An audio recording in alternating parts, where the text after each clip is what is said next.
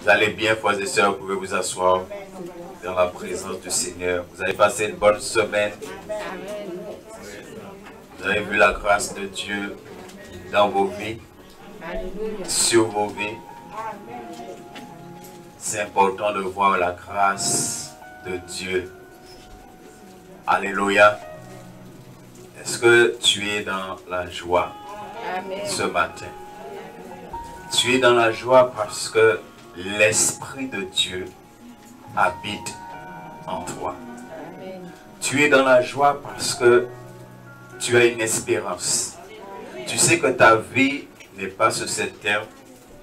Et tu sais que si la mort vient à t'atteindre maintenant, tu sais tu vas dans un lieu où tu vas te réjouir comme jamais tu t'es réjoui. Est-ce que tu le crois ça? Est-ce que tu le crois vraiment de tout ton cœur? Si tu viens amoureux maintenant, là, tu vas dans un lieu où tu vas te réjouir comme jamais tu t'es réjoui. Quand tu vas arriver dans ce lieu-là, combien tu seras vraiment dans la joie. De la même manière aussi, il y en a d'autres. Il y en a d'autres, s'ils viennent à mourir maintenant, ils seront dans un lieu où ils vont souffrir comme jamais ils ont souffert de leur vie. Peu importe les souffrances que cette personne ait pu connaître sur la terre. Peu importe ce qu'on a pu faire à cette personne, mais cette souffrance-là sera terrible. Et voilà pourquoi nous ne cessons de prêcher la parole, comme dit l'apôtre Paul. Voilà pourquoi nous ne cessons de dire aux gens de faire la paix avec Dieu avant de quitter ce monde. Si tu crois que le paradis existe, crois aussi que l'enfer existe. Et il y en a certains qui disent que l'enfer c'est sous cette terre. Non, l'enfer n'est pas sous cette terre. Parce que sous cette terre, tu passes un moment. Et l'enfer, ce n'est pas un moment, l'enfer, c'est éternellement. Éternellement. Ce matin, bien-aimé, quand je me suis réveillé, quand j'ai ouvert mes yeux, il y a ce verset d'Hébreux qui était là en moi. Sans la sanctification, personne ne verra le Seigneur. Et quand je me suis réveillé avec ce verset, et quand vous vous réveillez avec un verset, c'est que Dieu est en train de parler. Dieu est en train de parler. Dieu est en train de nous dire quelque chose. Sans la sanctification, personne ne verra le Seigneur.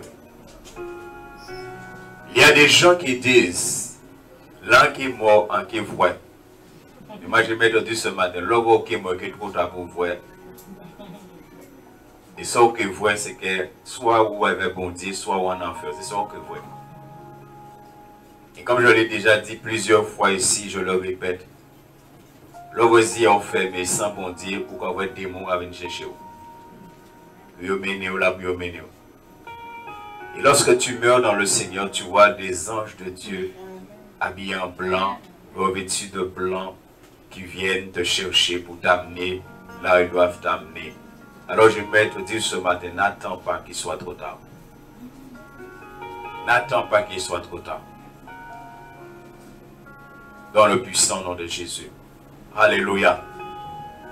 Béni soit l'Éternel. On a chanté, et moi des fois je prends le temps d'écouter les chants que nous chantons à la gloire de Dieu. Et on a vraiment chanté des beaux chants à la gloire de Dieu ce matin. Béni soit l'Éternel. Et je ne sais pas encore une fois, est-ce que les uns et les autres, vous avez pris le temps d'examiner les paroles, d'examiner les paroles des chants et de comprendre ce que vous êtes en train de chanter. Alléluia. Ce matin, nous allons parler, puisque nous avons commencé, et je bénis Dieu parce qu'il y en a un certain nombre parmi nous que Dieu a parlé à leur cœur et qui ont vu qu'ils avaient besoin de prière. Il y en a qui ont demandé la prière, que Dieu les a vraiment bénis. Parce que j'ai cette assurance, quand Dieu me demande de parler de quelque chose, c'est qu'il y a une bénédiction pour ses enfants. On a vu, as-tu besoin de délivrance? Et on a vu beaucoup de choses ensemble pour que nos yeux s'ouvrent. Et ce matin, nous allons simplement parler de comment garder, une fois que Dieu t'a délivré, comment garder ta délivrance, comment garder sa délivrance. Une fois que Dieu t'a libéré, t'a délivré, et je répète pour la énième fois, aucun serviteur, aucun pasteur, ni prophète, ni évangéliste délivre. C'est Dieu, l'Esprit de Dieu qui délivre. Et rien que le Saint-Esprit. C'est pourquoi il y en a en dehors du Christ, il y en a qui cherchent à délivrer des gens, mais au contraire, c'est mettez ou pas mettez. C'est l'Esprit de Dieu qui libère. C'est pourquoi quand l'Esprit de Dieu maintenant agit dans ta vie, tu as une décision à prendre. Tu as une décision à prendre et la décision c'est que ce qui est parti là ne doit pas revenir. Ils ne doivent pas revenir dans ta vie. Tu as une décision claire à prendre. Et le Seigneur Jésus lui-même, que ce soit pour la guérison, la délivrance, le Seigneur Jésus lui-même disait aux gens, va et ne pêche plus. Béni soit l'Éternel. Va et ne pêche plus. Pour prendre ce verset dans Jean chapitre 5, verset 14, on nous dit après cela, Jésus le trouva dans le temple et lui dit, voici tu as retrouvé la santé. Ne pêche plus, de peur qu'il ne t'arrive quelque chose de pire. Connaissons toute l'histoire de cet homme qui a été guéri. Cela a fait polémique auprès des Juifs, ça a fait beaucoup de choses, mais Jésus, on nous dit, Jésus va rencontrer cet homme dans le temple, et Jésus est clair avec lui. Après que Dieu ait guéri cet homme, vous savez, pour les Juifs, c'était clair qu'en général, les maladies étaient liées aussi à des possessions, à des esprits impurs. Comme aujourd'hui, beaucoup de malades, beaucoup de personnes qui sont malades, ce sont des esprits qui amènent des maladies. Et le Seigneur a guéri cet homme ici. Et le Seigneur Jésus est clair avec lui. Le Seigneur Jésus lui dit, ne pêche plus. Le Seigneur Jésus ne dit pas à cet homme, pour comment essayer, pas pécher encore. N'est-ce pas? C'est pas ce qu'il est en train de lui dire. Il pas dit, essayez pas pécher encore. Il dit, ne pêche plus. Ça veut dire maintenant que tu as été béni. Maintenant que tu as été guéri. Maintenant que tu as été délivré. Va et ne recommence pas à pécher. Ne retombe pas dans le péché. Va et ne pêche plus. Et personnellement, en tant que pasteur, ça m'est déjà arrivé de prier pour des gens, de voir Dieu bénir les gens, de voir Dieu agir puissamment dans la vie des gens et voir la personne retomber encore dans les choses. Au début de cette église, j'avais parlé de quelqu'un, un jour, on m'a dit, ben, bon bâton. Et je ne dis pas ça à la rigolade. Hein. C'était une jeune sœur. Que Dieu a vraiment béni, elle était dans le péché, Dieu l'a béni, bon Dieu, délivré, et puis on m'a rencontré, il commençait à raconter moi-même, bien regardé, soit des noms bâton balier dans cette salle là, et on dit ça, hein? Et je vous dis ça parce que Dieu connaît mon cœur, en des bâtons, on ne peut pas comprendre Jean bon Dieu béni là. Et puis on m'a appris à retomber dans le même bidon là, même bidon là. On doit regarder, il y a des bons bâtons. Et puis on joue dans 40 il n'a pas prêché, 40 dit ni le chrétien mais des bons bâtons à l'église. On dit merci Seigneur, pas moi seulement. Les Donc, oui, c'est vrai. Jésus dit à cet homme, Dieu t'a béni, Dieu t'a délivré. Voici, tu as retrouvé la santé. Tu as retrouvé la santé. Tu as retrouvé la liberté. Parce que lorsque des esprits impurs sont là, on n'est pas libre. Et Jésus dit, ne pêche plus. Et non seulement Jésus dit, ne pêche plus, mais Jésus dit, de peur qu'il ne t'arrive, quoi? De peur qu'il ne t'arrive quelque chose de pire. De pire.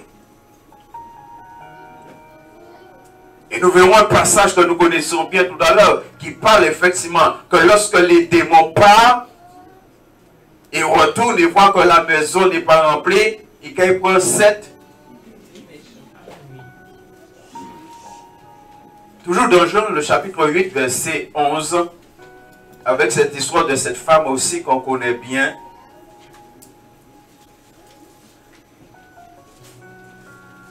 On nous dit, elle répondit, personne, Seigneur. Et Jésus lui dit, elle dit personne, c'est que Jésus a demandé que celui qui n'a point péché jette la première pierre. C'est la femme adultère. La femme tenant flagrant délit d'adultère. Et là Jésus dit, moi non plus, je ne te condamne pas. Va et désormais ne pêche plus.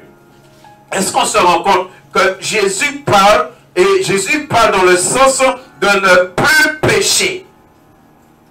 De ne plus retomber dans le péché. Parce que dès le début, on a vu que c'est le péché qui ouvre la porte. Quand tu pêches, la porte est ouverte. Et quand la porte est ouverte maintenant, les démons peuvent rentrer dans ta vie. Il y a des églises où on enseigne aux gens, ils peuvent pécher autant qu'ils veulent, des démons peuvent rentrer dans eux.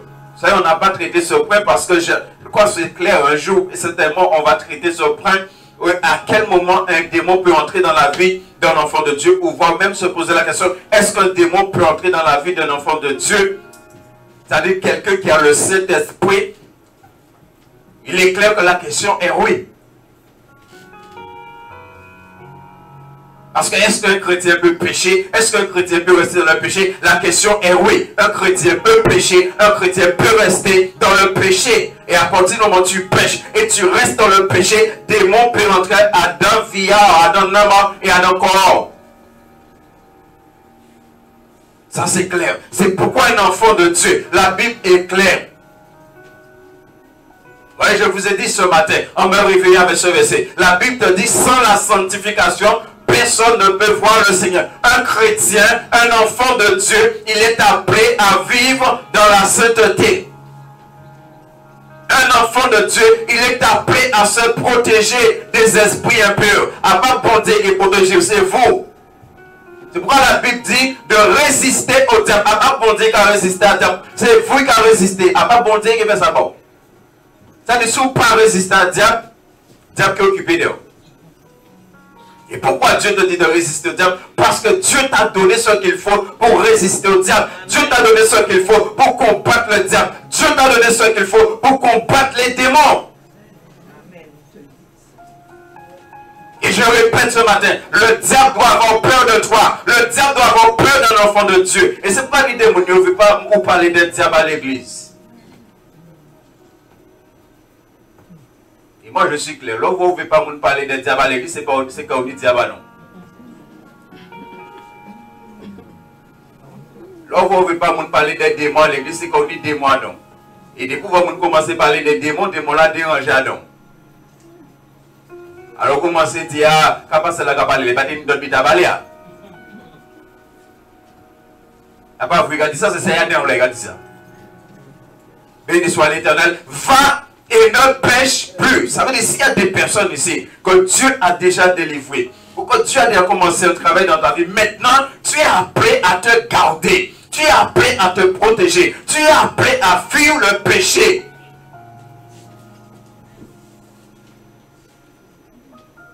Sinon, Peter, ou pas de tête, probablement faut oser ça, péché. Béni soit l'Éternel. Je veux voir avec vous rapidement parce qu'il y a un texte que nous devons partager ensemble. 5 choses que nous devons faire. 7 choses que nous devons faire pour garder notre délivrance. Mais avant, je partage avec vous ce passage que j'ai nommé là dans Matthieu 12, que nous n'allons pas entrer en détail dans les explications. Matthieu 12, 43 jusqu'à 47. Il est dit, lorsque l'esprit impur est sorti d'un homme,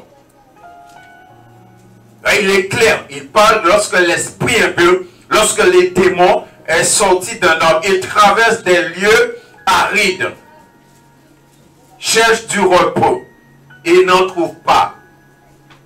Alors il dit, c'est-à-dire le démon dit, je retournerai dans...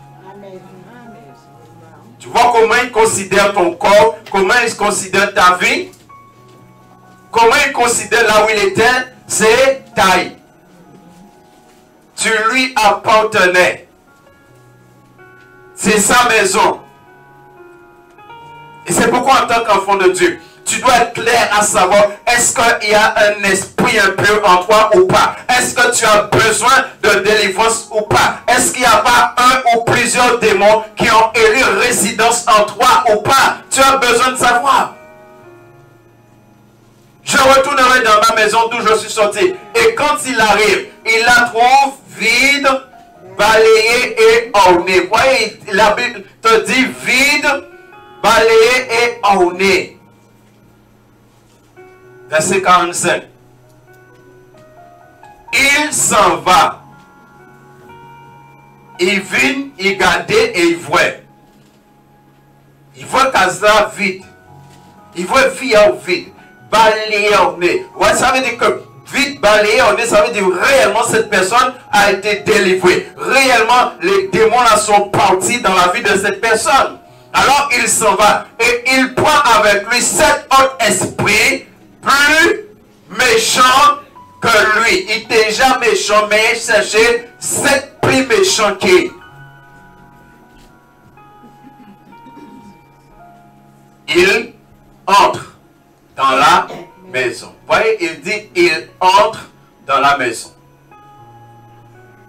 S'y établissent, et la dernière condition de cet homme est pire que, vous voyez, Jésus a dit, toi, ne pêche plus de peur qu'il ne t'arrive quelque chose de... Et là, on nous dit, la dernière condition de cette personne est pire que la première. Pourquoi? Parce qu'il était né 11 méchants, qu'on a est né 8 méchants. Parce que le premier méchant est là, il cherchait 7 autres plus méchants qui. Ça veut dire qu'il a né 8 méchants. Il en sera de même pour cette génération méchante.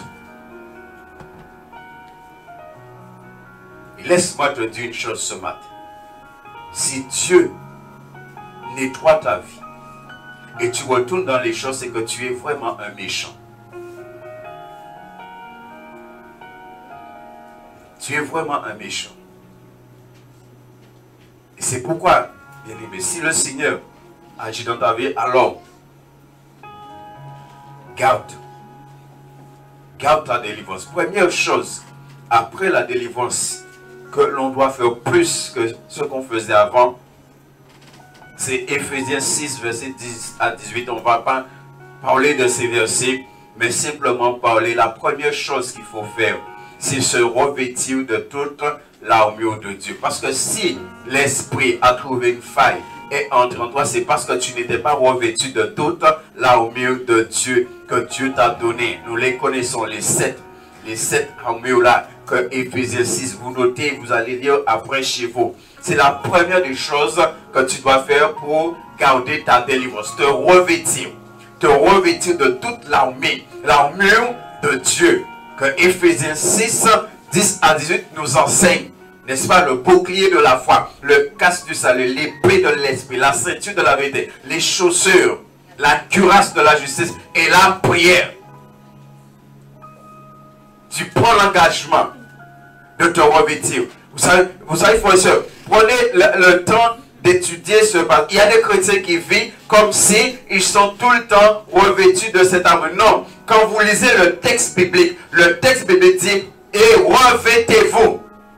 C'est ce que dit le texte biblique. Il dit, et revêtez-vous. C'est à vous de faire ce qu'il faut pour être revêtu du casque du salut. C'est à vous de faire ce qu'il faut pour être revêtu du bouclier de la foi. C'est à vous de faire ce qu'il faut pour être revêtu de la cuirasse de la justice. C'est à vous de faire ce qu'il faut pour que Pierre... Il dit, et revêtez-vous. C'est à vous de faire ce qu'il faut pour rester dans la prière. C'est la première des choses, se revêtir. Béni soit l'Éternel. Deuxième chose,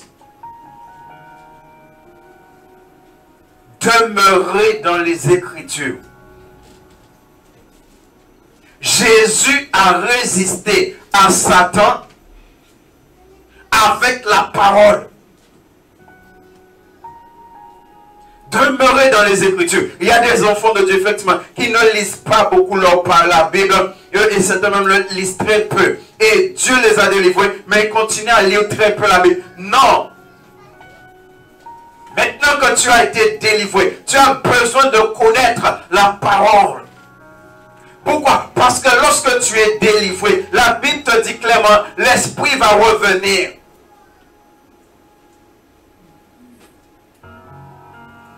Et non seulement l'Esprit revient, bien aimé, mais la chair aussi va se manifester. Nous avons vu que la chair fonctionne avec les démons. La chair a besoin de démons pour fonctionner.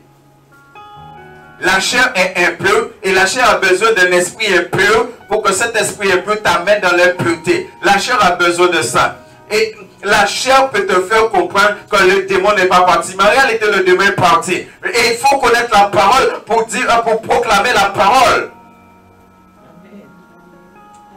Ta chair peut essayer de te faire comprendre que tu n'es pas délivré, alors que tu es délivré, alors que l'esprit est parti. Et tu as besoin de la parole maintenant pour combattre.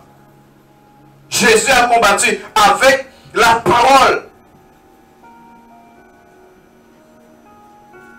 Béni soit l'Éternel. C'est la parole. Dans le psaume 1er, verset 1 à 3, regardez ce qu'il est dit. Il dit, heureux l'homme qui ne marche pas selon le conseil des méchants. Heureux l'homme qui ne marche pas selon le conseil des méchants. Et encore une fois ici, bien aimé, méchant ne signifie pas païen. Dans l'église, tu peux avoir des gens méchants. Et c'est pourquoi dans l'église même, il faut faire attention, bien aimé. Quand la Bible te dit quelque chose, quelqu'un vient et te dit le contraire de ce que la Bible dit. La Bible te dit, examinez toutes choses. La Bible te dit, n'ajoutez pas foi à tout esprit. N'ajoutez pas foi à tout esprit. Il dit alors l'homme qui ne marche pas selon le conseil des méchants. Ça, il est méchant. C'est un monde où rempli de démons. Mais il vient venir que tu veux même au panier à rien. Et non, quand c'est là, tu veux au panier à rien. Qui ne s'arrête pas sur la voie des pécheurs et qui ne s'assied pas en compagnie des moqueurs. Comment tu peux faire ces choses-là si tu ne connais pas la parole? Parce que toutes ces choses-là, c'est des choses, si tu tombes dedans, qui peuvent ramener les esprits en toi. Verset 2. Mais qui trouve quoi? Son... Maintenant que tu es libéré, maintenant que tu es délivré, maintenant tu dois aller dans la parole et passer du temps dans la parole. Tu dois demeurer dans les Écritures. Et il te dit qu'il trouve son plaisir dans la loi de l'Éternel. Et non seulement ça, et qu'il la médite jour et nuit. Jusqu'à aujourd'hui, après près de 26 ans de conversion. Quand je vais me coucher, je demande à l'Esprit de Dieu, même quand je dors, que mon esprit médite sur la parole, ou que mon esprit soit en train de louer l'Éternel, en train d'adorer Dieu. C'est lorsque tu pries comme ça, quand tu te réveilles soit avec un verset, tu te réveilles soit avec un chant, tu te réveilles avec quelque chose, parce que la Bible est claire. Quand tu demandes quelque chose selon la volonté de Dieu, il le fait. Et Dieu m'a déjà permis d'expérimenter. Je dors et j'entends mon esprit qui chante, qui loue Dieu, qui adore Dieu. Dieu m'a déjà permis d'expérimenter. Je dors et mon esprit est en train de méditer la parole. C'est pourquoi Dieu fait dans nos vies selon notre foi. Si tu ne crois pas dans ça, pourquoi dormir? Ça c'est où? Les noms évidemment vous connaissez. L'esprit va dormir à nous. Parce que bon Dieu va dormir. Et l'esprit là, c'est bon Dieu qui crée. Mais qui trouve son plaisir. Maintenant que Dieu t'a libéré, t'a délivré, il faut que tu aies passé du temps dans la parole. Pourquoi? Parce que le diable te piège parce que tu ne connais pas la parole. C'est pourquoi Jésus va combattre le diable avec la parole, parce que le diable est venu attaquer Jésus avec la parole. Moi je vous dis ça, frère, même dans l'église, il faut faire attention. Il y a des gens des fois qui parlent contre la parole.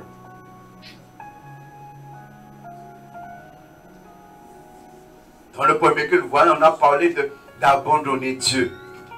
Et c'est vrai, des fois, on peut qu'à venir à l'église longtemps, abandonner bon Dieu, parce qu'on ne peut pas faire volonté à bon Dieu. Quelqu'un vient te parler là pour t'empêcher de faire la volonté de Dieu. Il faut savoir discerner les choses. Verset 3. Il est comme... À quel moment? On a le verset 1, on a le verset 2. Le verset 1 qui te dit comment tu dois fuir le péché, comment tu dois fuir le méchant, tout ça. Et après le verset 2 te dit comment tu dois prendre plaisir dans la loi de l'Éternel. Et maintenant le verset 3 te dit maintenant comment tu es. Il est comme un arbre planté près d'un courant d'eau qui donne son fruit dans sa saison. Avant de délivrer, qui fruit ou te capoter. Mais maintenant, vous êtes délivré, vous prendre plaisir en parole là. Qui fruit ou capoter. Et dont le feuillage ne se flétrit point, ou quand il y a une vie merveilleuse, ou quand il y a une vie remplie de joie, ou quand il y a une vie qui a exprimé, manifesté la présence du Saint-Esprit. Tout ce qu'il fait, lui, réussit. Parce qu'avant, tu as l'esprit d'échec qui était là, qui était qu'en pécheré, c'est bon Dieu délivre. Et quand il est là, dans la présence de Dieu, dans la parole de Dieu, tout ce qu'il a fait, qu'a réussi. Béni soit l'Éternel. Josué 1:8 nous dit la même chose. Que celui de la loi ne s'éloigne point. Et c'est alors que tu réussiras, c'est alors que tu as du succès. Parce que tu as pris l'engagement de demeurer dans les Écritures. Troisième chose, c'est de crucifier la chair. Il y a des gens que le Seigneur délivre, le Seigneur les délivre, mais il faut que rester là. Je vais te dire ce matin, quand tu passes par la délivrance, si tu passes par la délivrance, si tu es déjà passé par la délivrance, tu dois crucifier ta chair. Tu dois prendre le temps de crucifier ta chair pour que ta chair ne se manifeste pas à nouveau dans ta vie et ne t'amène pas à pécher. Galates chapitre 5, versets 19 à 21 et 24. Il dit, oh, les œuvres de la chair sont manifestes. Ce sont l'impudicité, l'impureté, la dissolution,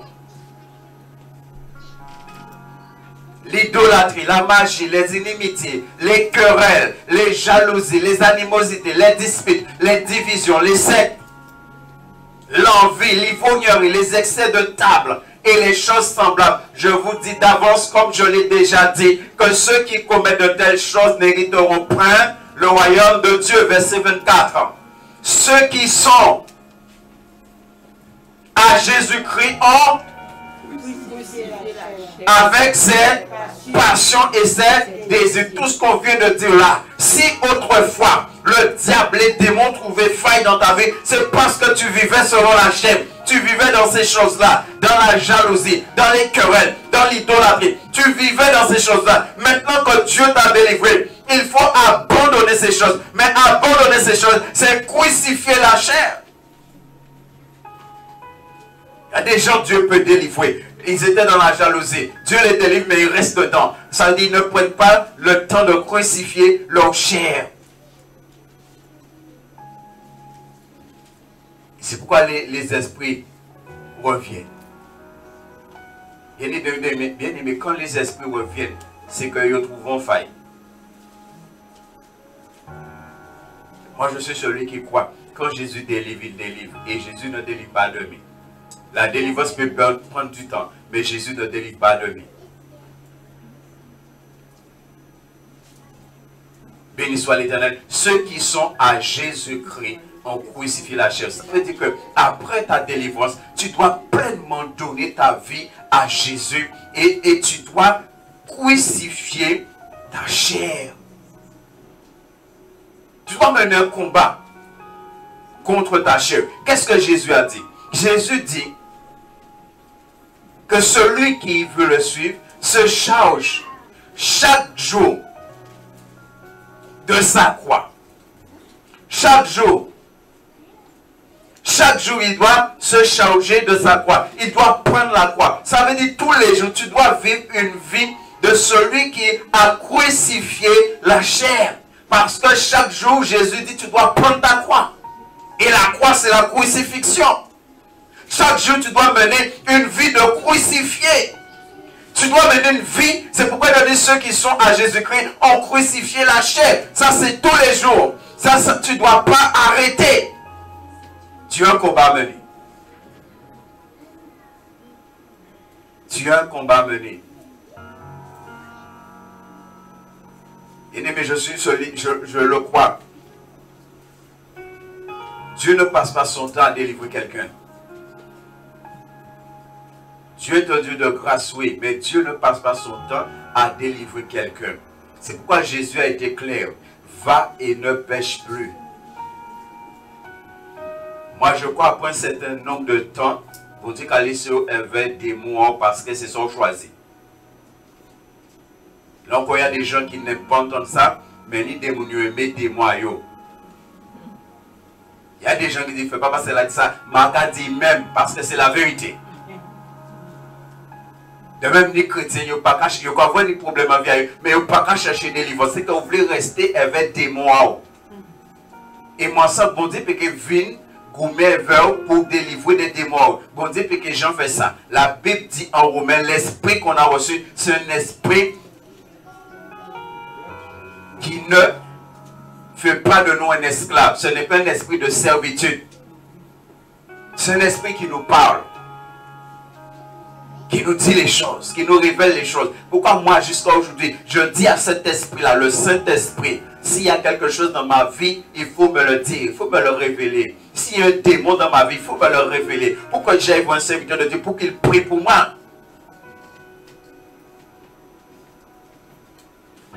Quatrième chose, très important, garder une vie de communion fraternelle et spirituelle. Garder une vie de communion fraternelle. Pourquoi c'est important d'avoir une vie de communion fraternelle? Vous savez, les premiers disciples, la Bible est claire. Les premiers disciples, la Bible te dit qu'ils étaient tous les jours au temple.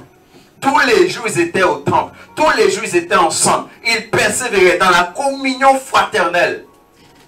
Pourquoi c'est important? Parce que l'ennemi va venir. Tu es dans cette communion fraternelle. Tu vas dire à ton frère, à ta soeur, prie pour moi parce que voilà, il y a telle chose, il y a telle. C'est pourquoi le diable cherche à isoler les gens. Et c'est pourquoi les chrétiens qui n'aiment pas la communion fraternelle, ça veut dire qu'ils ont un esprit impur dans eux. Le Saint-Esprit aime la communion fraternelle.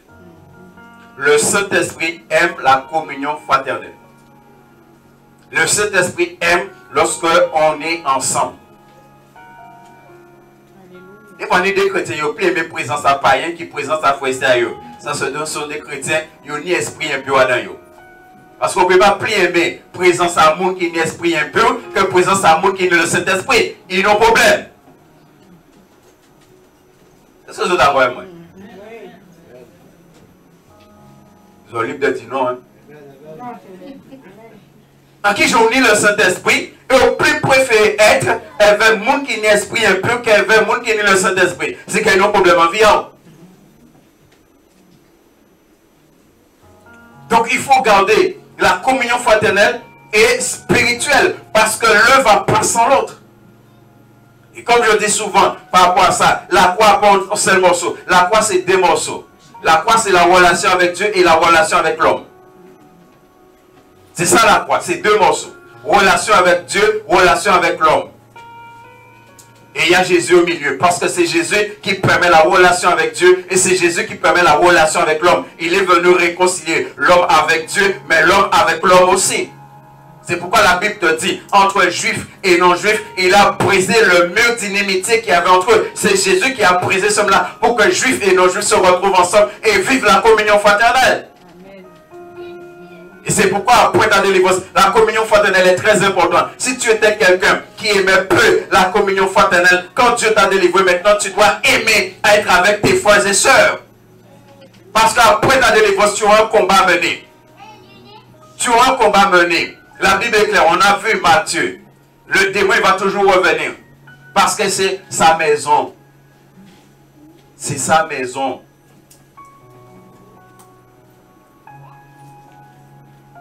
Cinquième chose, développer une vie de louange, une vie de prière continuelle. La Bible dit de prier sans cesse. Éphésiens 5, 18 aussi nous parle de comment on doit entretenir. Comment on doit entretenir. Il dit, Éphésiens 5, 18 et 19, il dit, ne vous enivrez pas de vin, c'est de la débauche. Soyez au contraire, quoi? Remplis de l'esprit. Verset 19. Il te parle d'être rempli de l'esprit. Ça dit après la délivrance. On a vu en Matthieu, il dit que la maison est vide. Si la maison est vide, c'est que la maison n'est pas remplie de l'esprit. Maintenant, verset 19, il te dit comment être rempli de l'esprit. Il te dit, entretenez-vous par des psaumes, par des hymnes, par des cantiques spirituels, chant et célébrant, chantant et célébrant de tout votre cœur les louanges du Seigneur. Voilà la personne qui a été délivrée. Voilà ce que cette personne doit faire. Développer une vie dans la louange, dans l'adoration. Développer une vie de prière. Tu dois entrer dans cette vie-là. Mais bon Dieu délivré, elle veut rentrer à casa, boum, c'est télérovelas. Et là, pourquoi vous venez vraiment voir? Parce que j'ai des problèmes. Parce que j'ai besoin de délivrance. Pour ça, moi, je fais des entretiens avant de délivrer. Et c'est quoi, des fois, je ne vais rien dire à la personne, mais je vais me limiter dans la délivrance. Parce que rassurez-vous, l'Esprit de Dieu parle. J'ai dit à rencontrer des gens là, je sais qu'ils n'ont pas vraiment appelé délivrance. Mais comme l'Esprit là va déranger, c'est pas ces gens-là, tu pries pour eux, Dieu les délivre, mais après ils ne vont pas continuer à vivre via eux. C'est simplement ce qui a dérangé eux, ils ne veulent pas. Mais pas les délivrances que vraiment ils veulent, parce qu'un chrétien qui veut vraiment la délivrance, c'est pas nous les chrétiens, ils ne vont pas venir demander de prier pour prier, ils ne vont pas demander la prière. Non, non. Mais ça, ils peuvent l'abandonner, puis les ramener là. J'ai déjà rencontré des gens, l'Esprit de Dieu me parle clairement. Ils ne veulent pas abandonner la vie qu'ils mènent là.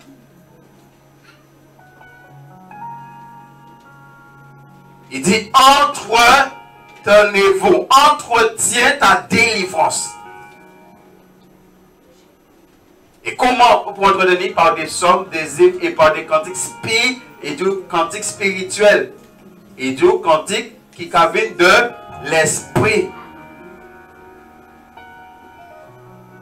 Les chrétiens vont délivrer les lundis, là où ils travaillent. Bon, fois qui vient sans va dire. bon compas, on va dire.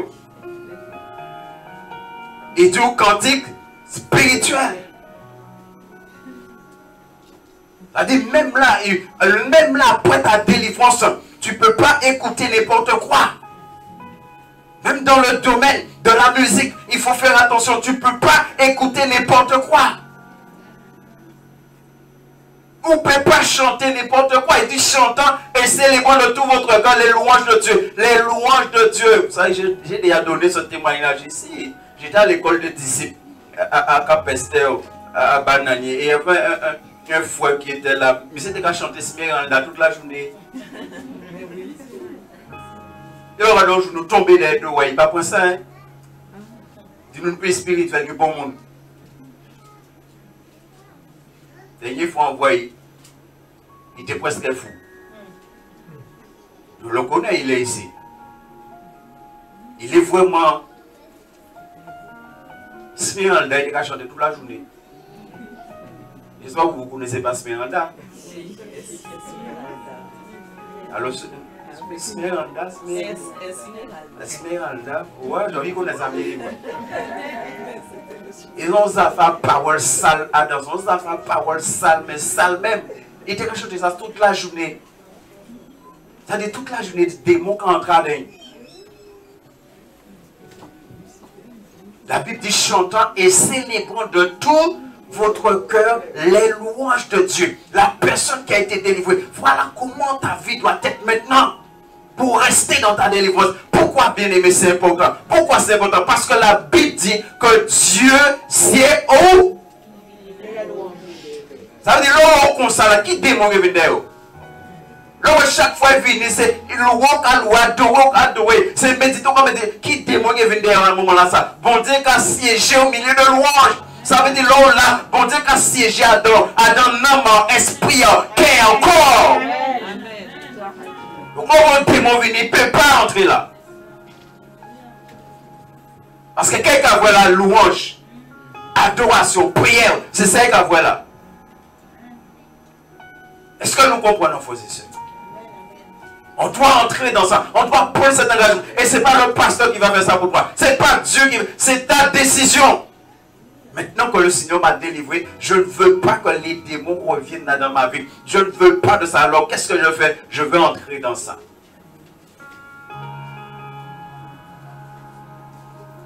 Béni soit l'Éternel. Sixième chose, s'engager totalement envers le Seigneur. Éphésiens 6,16 nous dit, s'engager. C'est-à-dire avant ta délivrance, si tu étais quelqu'un qui était à demi avec Dieu, qui était clopant comme on a dit, qui était dans la négligence, dans la paresse, dans la nonchalance, maintenant non. Il dit prenez par-dessus tout cela le bouclier de la foi avec lequel vous pourrez éteindre tous les traits enflammés du malin. Il dit prenez par-dessus. Ça c'est l'engagement avec Jésus-Christ. Vous savez, le bouclier de la foi représente tout. Ce n'est pas simplement un bouclier qu'on a, parce qu'en réalité, dans le spirituel, c'est un bouclier, et toi, tu dois être derrière le bouclier. Et toi, selon comment est ta foi, quand tu es derrière le bouclier, on ne te voit pas. Quand tu es derrière le bouclier, le diable ne te voit pas. Et c'est pourquoi il va envoyer des flèches. Les flèches ne vont pas t'atteindre, parce qu'il ne te voit pas, tu es derrière le bouclier. Ça dit, sous foi là. Mon bouclier a son bague. Tout petit bidin. Non. Il faut payer un bouclier là. Béni soit l'Éternel. C'est là que les traits enflammés du malade, il ne peut pas atteindre vous. Prenez par-dessus tout cela. Ça, c'est l'engagement. Maintenant là, je donne toute ma vie au Seigneur Jésus. Je me consacre. Chaque pensée, parole, action doit refléter la nature de Jésus-Christ. Je répète, chaque pensée, chaque parole, chaque action de ma vie doit refléter la nature de Jésus-Christ. J'ai pris un engagement. Philippiens dit que tout ce qui est pur, tout ce qui est vrai, tout tout ce qui mérite approbation, tout ce qui est digne de louange, tout ce qui est vertueux, soit l'objet de vos pensées. Ça, c'est une décision que je prends. Avant, ma vie n'était pas comme ça. Parce que laissez-moi vous dire une chose. Quand tu passes par la délivrance, premier endroit que l'ennemi vient attaquer, et même quand tu as pris la délivrance, tu vis comme tu fais, c'est la pensée. Premier côté, diable quand je cherche à rentrer, ça doit penser. C'est le premier côté quand je cherche à rentrer. C'est pourquoi le diable, il envoie des flèches. Il envoie des flèches dans ta pensée. Le démon est au lola et le démon envoie. La plupart des chrétiens, et ça c'est parce qu'on ne prie pas pour ça, on ne voit pas dans le surnaturel. Dans le surnaturel, quand l'ennemi envoie une flèche, c'est une flèche noire. Vous savez, moi quand je prêche, quand un serviteur de Dieu prêche, il envoie des flèches. C'est quoi les démons, des fois, ils sont dérangés par rapport à ce qu'on va prêcher. C'est des flèches qu'on envoie. Mais nous, on envoie des flèches de lumière. Amen. Qui vont atteindre le ténèbre dans la vie des gens. Et le diable, les démons, ils envoient des flèches de ténèbres. Quand le diable envoie cette flèche de ténèbres en toi, il regarde comment tu réagis. S'il voit tout ce que tu prends l'épée de l'esprit et tu brises la... il sait qu'il ne t'a pas atteint. Mais s'il voit tu es resté là et tu n'as pas brisé, il sait qu'il t'a atteint dans la pensée.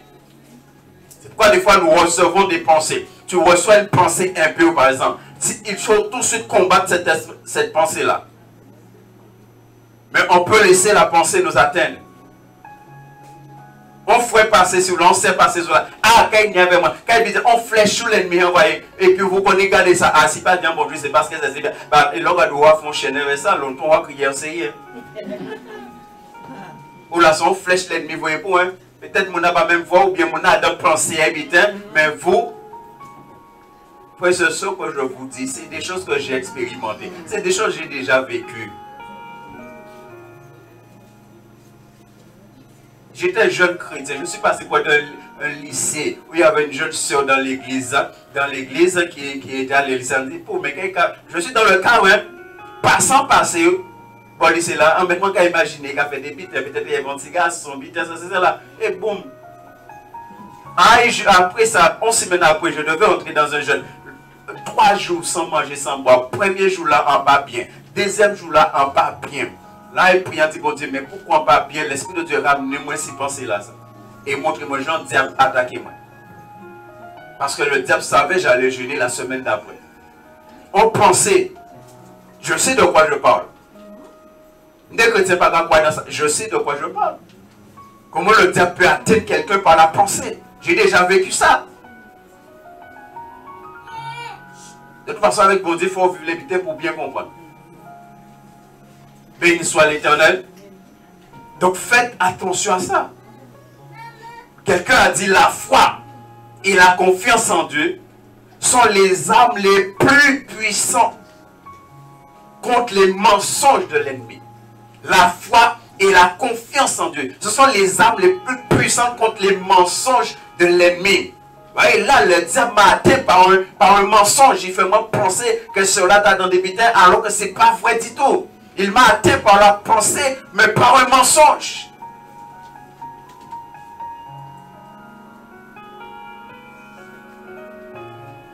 Et septièmement, remplir la maison. On a lu Éphésiens 5, 18 tout à l'heure. Il dit, ne vous élivrez pas de vin, c'est de la débauche, mais soyez au contraire remplis du Saint-Esprit. Éphésiens 4, 30 nous dit aussi de ne pas attrister le Saint-Esprit. Il faut remplir. Il faut remplir la maison maintenant. La maison doit être remplie du Saint-Esprit. Et tout ce que nous venons de voir, les 6 choses, il y en a d'autres choses, bien aimés. Il y en a d'autres choses. Il y a le fait de résister au diable. Il y a d'autres choses encore qu'on peut dire. On a pris ces 7 points-là pour bien comprendre. Mais les 6 points qu'on a vus là, si tu rentres dans ça, dans ces 6 points-là, tu seras quelqu'un qui est rempli du Saint-Esprit. Bien aimé, ce n'est pas parce que tu as le Saint-Esprit que tu es rempli de l'Esprit.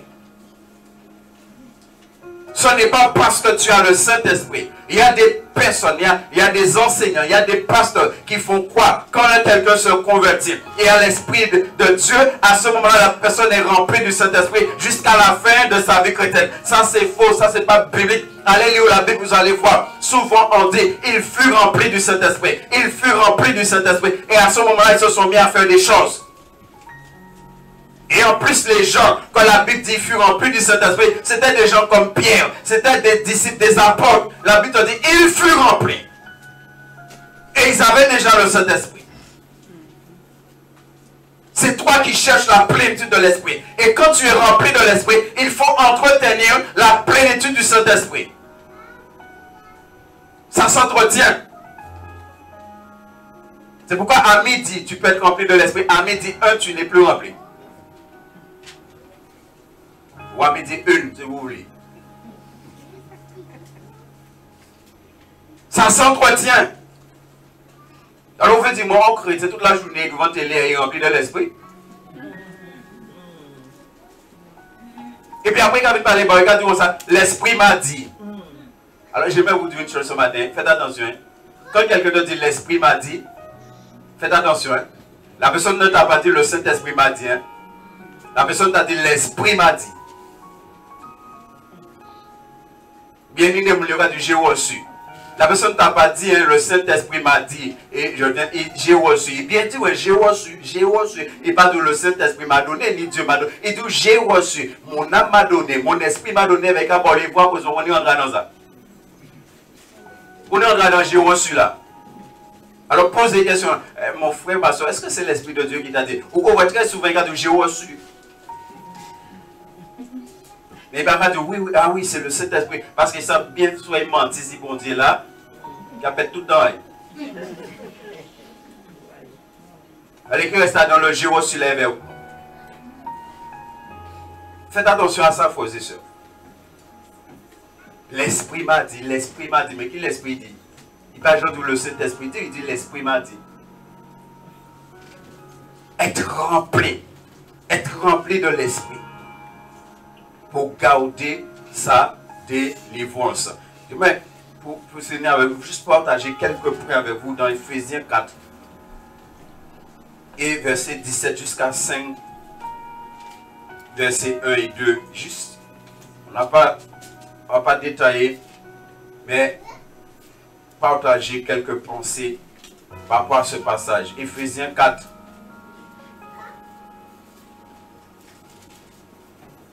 Il dit, voici donc ce que je dis et ce que j'atteste dans le Seigneur. C'est que vous ne devez plus marcher comme, voilà, quelqu'un qui a été délivré. Prends la décision maintenant de ne plus marcher. Parce que si des démons sont entrés en toi, c'est parce que tu vivais comme un païen. Bien aimé, notez ça bien. C'est quand nous vivons comme des païens que des démons peuvent rentrer en nous. Si tu vis comme un enfant de Dieu, c'est pourquoi ceux qui disent aux gens que s'ils sont chrétiens, un démon ne peut pas entrer, il faut expliquer à la personne. Il faut expliquer à la personne. Qu'est-ce que ça veut dire? Quand tu vis comme Dieu te demande, quand tu vis dans les choses qu'on a vues là, oui, et tu es délivré. Et je dis bien que tu es délivré. Parce que dans beaucoup d'églises, on a enlevé la délivrance. Beaucoup de gens se convertissent avec tous leurs démons. Sont dans les églises avec tous leurs démons parce qu'on a enlevé le ministère de délivrance dans les églises. Et ça, c'est le diable qui a fait ça. Alors, il y a beaucoup de personnes qui ont donné leur vie à Christ, mais ne sont jamais passées par la délivrance. Si tu es là ce matin, si tu nous écoutes sur les réseaux sociaux, c'est ton camarade, je te dis, cherche la délivrance si tu veux entrer au ciel. Et tu as intérêt. Si tu veux entrer au ciel, cherche ta délivrance. La Bible dit, rien d'impur n'entrera dans le royaume de Dieu. Alors ne compte pas, si tu es assis dans l'église avec tous tes démons, Dieu a mis la délivrance dans l'église. L'homme a enlevé, toi tu restes là quand même, ou pécaille au ciel. Pécaille au ciel avec des morts.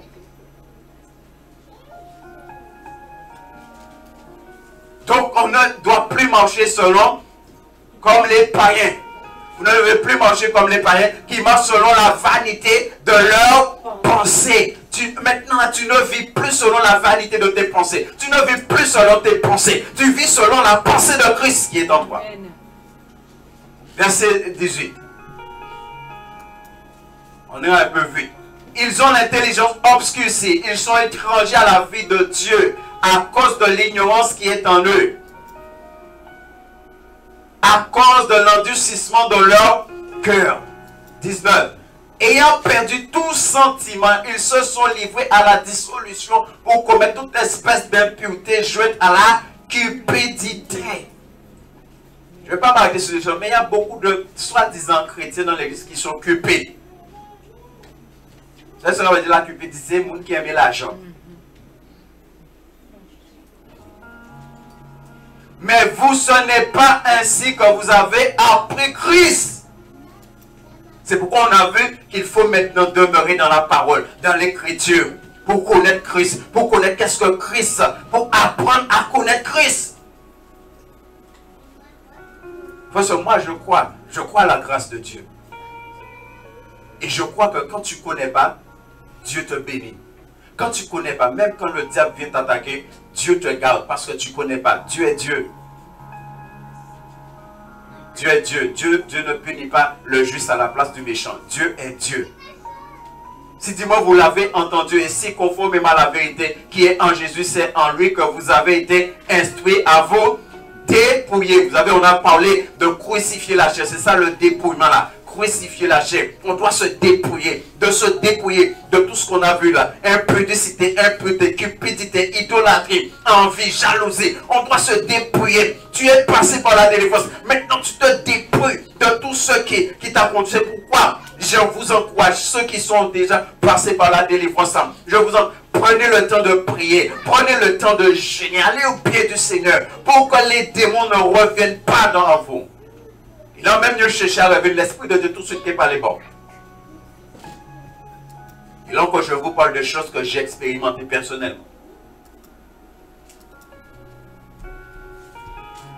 Eu égard à votre vie passée, du vieil homme qui se corrompt par les convoitises trompeuses, à être renouvelé dans l'esprit de votre intelligence. Cherchez ce renouvellement. Et à revêtir l'homme nouveau.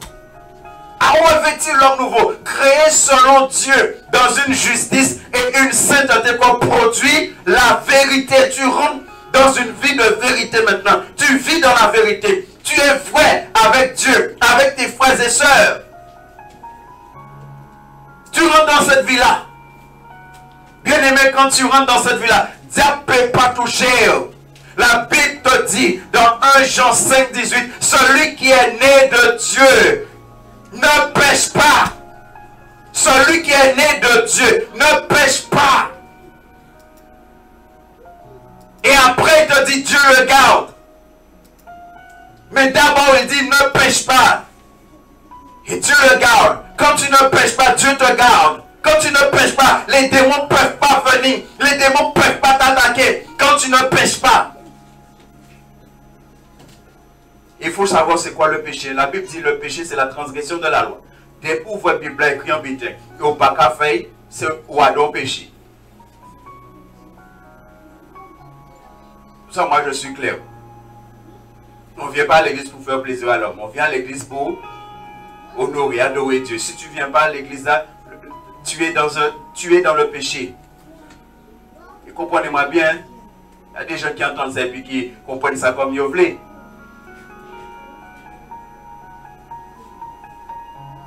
C'est l'Esprit de Dieu qui fait ça en nous. Le culte le dimanche, réunion de prière, étude, la Bible et cœur, ils percent tous les jours, ils étaient ensemble. Le péché, c'est la transgression de la loi. Tout ce que tu dois faire pour Dieu, tu ne le fais pas, c'est un péché. C'est écrit dans la Bible. Parce que ce n'est pas le pasteur qui t'a sauvé, c'est Dieu qui t'a sauvé.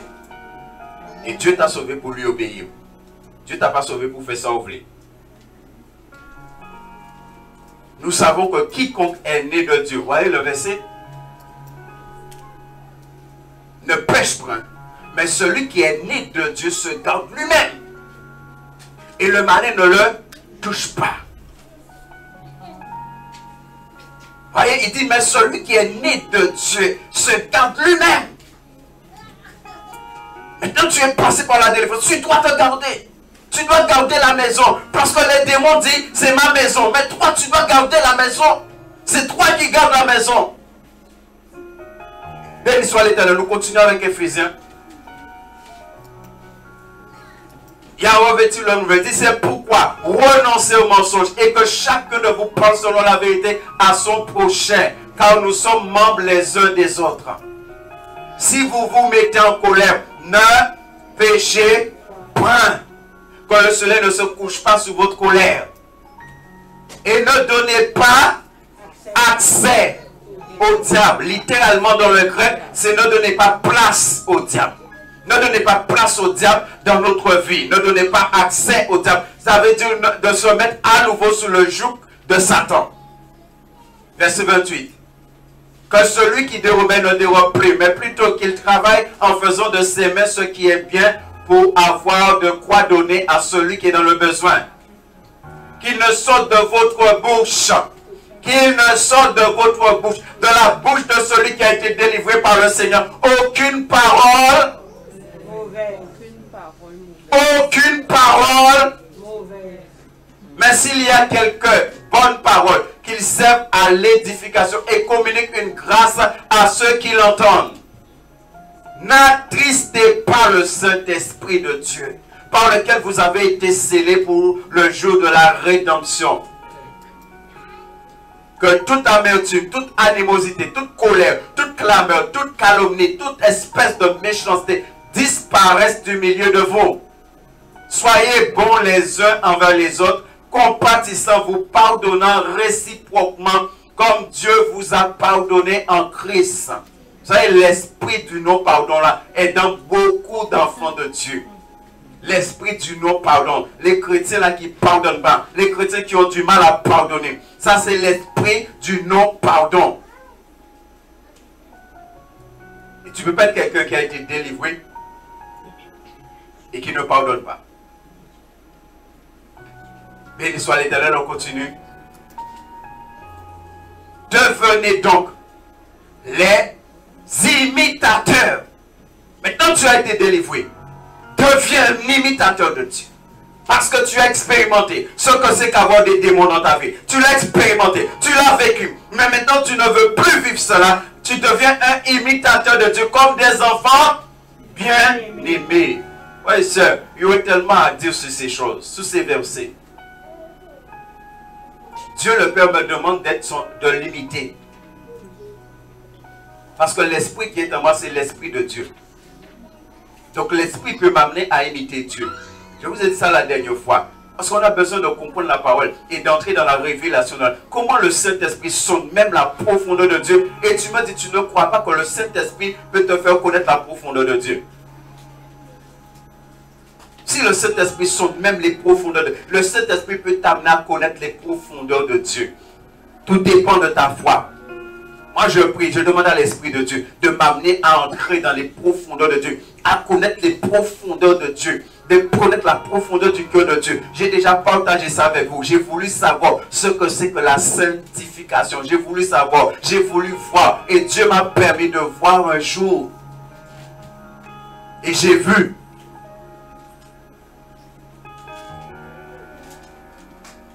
Béni soit l'Éternel. Verset 2. Et marchez dans la charité. Aimez Dieu. Aimez tes frères et sœurs. C'est pourquoi on a parlé de communion fraternelle. Aime ton frère. Aime ta sœur. Aime l'église. Aime être avec tes frères et sœurs. Aime être avec tes frères et sœurs. Ça y est, un jour. Pour l'instant, Dieu m'a pas encore parlé. Mais un jour, on va parler de la religiosité. Parce que j'entends tellement de personnes dire des choses de la religiosité. Et des fois, eux-mêmes matin, ils vont dire c'est les autres qui adorent. Un jour, on va parler de ça. Pour bien comprendre c'est quoi la religiosité. Être religieux, ça ne veut pas dire que tu es dans la religiosité. Je vois beaucoup de gens qui font la confusion. Être pieux, ça ne veut pas dire que tu es en dehors de l'esprit de Dieu. Il faut comprendre les choses. Il faut expliquer les choses avec la Bible. Et des fois, nous connaissons expliquer les versets selon nous. Il faut parler avec la Bible. Et comprendre les choses. Et je sais ça va déranger certains. Mais j'ai dit à 10 ans, si on reste à prêcher la vérité ici, il y en a beaucoup qui vont partir. et marcher dans la charité, à l'exemple de Christ, qui nous a aimés et qui s'est livré lui-même à Dieu pour nous comme une offrande et un sacrifice de... Voilà comment ta vie doit être après la délivrance. Un sacrifice de... Voilà comment ta vie doit être après ta délivrance. Un sacrifice de... Béni soit l'Éternel. Ça veut dire que toi qui es passé par la délivrance, tu dois désirer maintenant être un sacrifice de bonne odeur pour le Seigneur. Béni soit l'Éternel. Voici aussi important. Tu vois que tu as besoin de délivrance. Tu demandes la prière. Tu passes par la délivrance. Et maintenant que Dieu te délivre, maintenant, tu rentres dans une autre dimension avec ton Dieu. Tu rentres dans une autre vie avec ton Dieu. Tu ne dois pas être la même personne. Parce que l'Esprit de Dieu a agi en toi. Béni soit l'Éternel.